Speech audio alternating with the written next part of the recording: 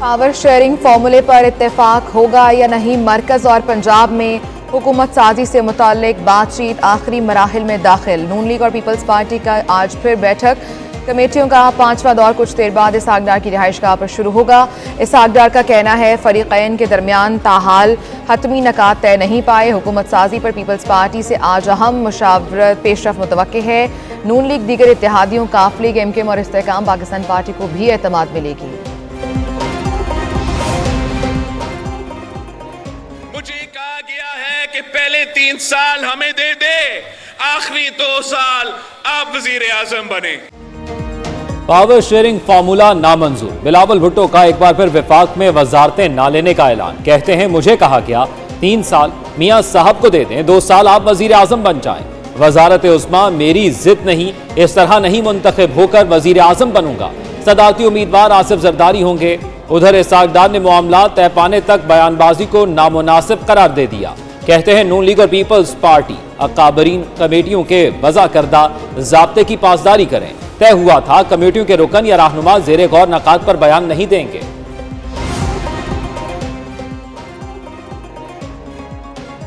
Supreme court में इंतखाबात में मुबैना धांधली पर इंतखाबात का लदम करार देने का केस। दरखास्त गुजार ब्रिगेडियर रिटायर्ड अली ने दरखास्त वापस ले ली। चीफ जस्टिस काजी फाइज ईसा बरहम दरखास्त गुजार को पेश करने का हुक्म दे दिया। मुतल्लिका थाने के SHO को भी नोटिस की तामील कराने की हिदायत। एडिशनल अटॉर्नी जनरल से मुकालमा करते हुए बोले सुप्रीम कोर्ट के साथ ऐसे मजाक नहीं हो सकता। दरखास्त गुजार को पेश करें, हम ये केस सुनेंगे। पहले दरखास्त दायर करते हैं और फिर गायब हो जाते हैं। ये क्या महज तशहीर के लिए दरखास्त दायर की गई थी? जस्टिस मुसरत हिलाली बोली इंतखाबात के हवाले से दरखास्त टेलीविजन के लिए दायर हुई थी। समाअत 21 फरवरी तक मुलतवी।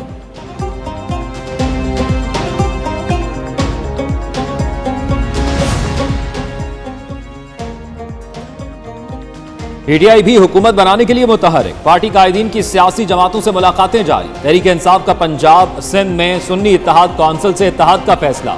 PTI के हिमायत याफ्ता 9 आज़ाद अरकान ने सुन्नी इत्तेहाद कौंसिल को हलफनामे दे दिए। सुन्नी इत्तेहाद कौंसिल की जानिब से इलेक्शन कमीशन में हलफनामे जमा कराए जाएंगे। यास्मीन राशिद का कहना है अवाम की अमानत में खयानत हुई। इलेक्शन कमीशन से हमें कोई उम्मीद नहीं, हम और आवाम इंसाफ के लिए अदालतों की तरफ देख रहे हैं। लतीफ खोसा बोले इंतखाबात से मुतल्लिक हमारे खदशात दुरुस्त साबित हो गए। शेर अफजल मरवत कहते हैं आईन और कानून में ऐसी कोई शिक मौजूद नहीं जिसके तहत इंतखाबात को कलअदम करार दिया जा सके। मुस्लिम लीग नून के कायद नवाज शरीफ लाहौर से इस्लामाबाद चले गए। साबिक वज़ीर आज़म की आसिफ जरदारी से मरी में मुलाकात मुतवक्के। मुल्क की सियासी सूरत हाल पर तबादला ख्याल किया जाएगा। नवाज शरीफ बरास्ता मोटरवे इस्लामाबाद और मरी रवाना हुए।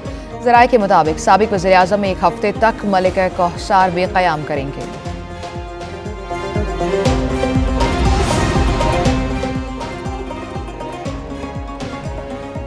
निगरान वजीर आजम कोई फुल टाइम वजीर आजम नहीं, उनसे कहें अदालत आने में कोई मसला नहीं। कुछ दिनों बाद ये चला जाएगा तो नया वजीर आजम यहां खड़ा होगा। जस्टिस मोहसिन अख्तर कयानी के बलोच तलबा की जबरी गुमशुदियों के खिलाफ केस में रियाक्स। कहा अनवारुल हक काकड़ से कह दे आइंदा समात पर कराची मत जाएं, अदालत पेश हो, यहाँ कोई कानून से बालातर नहीं। निगरान वजीर आजम आज अदालत पेश ना हुए। इस्लामाबाद हाई कोर्ट ने आइंदा समात पर दोबारा तलब कर लिया। अदालत ने लापता अफराद के मामले पर कमेटी तश्कील दे दी। हसास इदारों के नुमाइंदे शामिल। केस की समात 28 फरवरी तक मुलतवी कर दी है।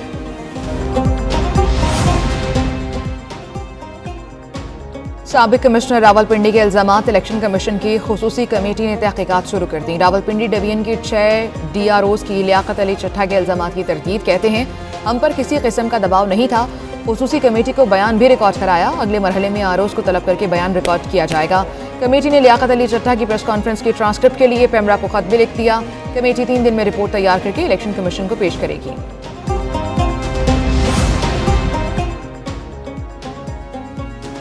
हमें अपने इदारों और निज़ाम पर एतमाद करना चाहिए। निगरान हुकूमत ने जिम्मेदारी पूरी कर दी।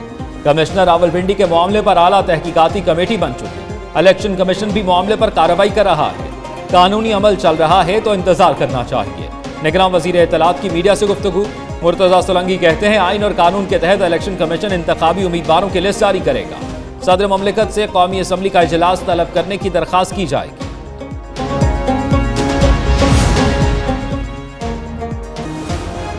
अरकान असम्बली के हलफ और हुकूमत साजी। पंजाब असम्बली का इजलास फरवरी के आखिरी हफ्ते में तलब करने का फैसला।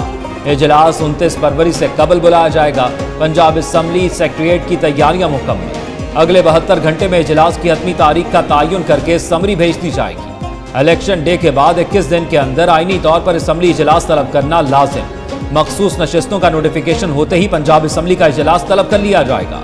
इजलास में अरकान का हलफ, वजीर आला, स्पीकर और डिप्टी स्पीकर का इंतखाब होगा।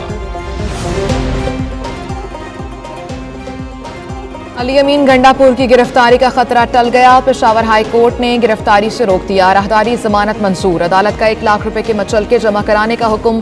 पीटीआई के वज़ीर आला केपी के लिए नामजद उम्मीदवार ने साडा हक एथे रख का नारा लगा दिया। अदालत ने मीडिया से गुफ्तगू करते हुए कहा, हम केपी के हुकूक लेकर रहेंगे। वफाक के जिम्मे हमारे कई 100 अरब रुपए वाजिबुल अदा हैं। जानते हैं मुल्क मुआशी मसाइल का शिकार है। वफाक यकमुश्त अदायगी नहीं कर सकता, लेकिन हमें टाइम लाइन दे दी जाए।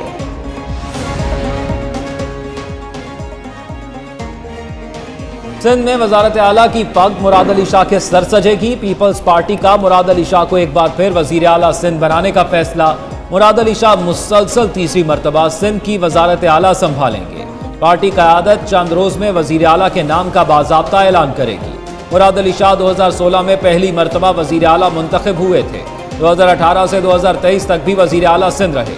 पीपल्स पार्टी सिंध असम्बली में 84 नशिस्तों के साथ अक्सरियती जमात है।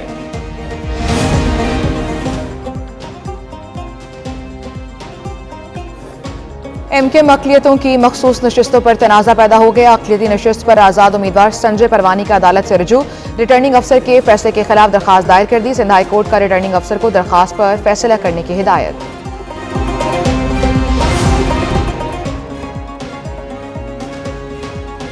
खैबर पख्तूनख्वा के कई इलाकों में रात से नॉन स्टॉप बारिश। पेशावर में वक्फे वक्फे से मूसलाधार बारिश। चमन, गुलिस्तान, दुबंदी, जंगल, पीर अली ज़ई और गिरदनवा में बादल खूब बरसे।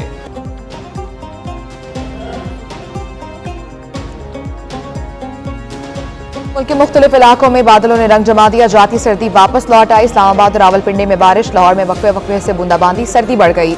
मरी में आंधी, मुतादिद दरख्त गिर गए। मकानात की छतें उड़ गईं। सरगोदा, गुजरात, चनेौट, मियांवाली और भलवाल में बारिश। मुजफ्फराबाद, चमन, कला अब्दुल्ला, गुलिस्तान और दीगर इलाकों में भी जलथल एक हो गया।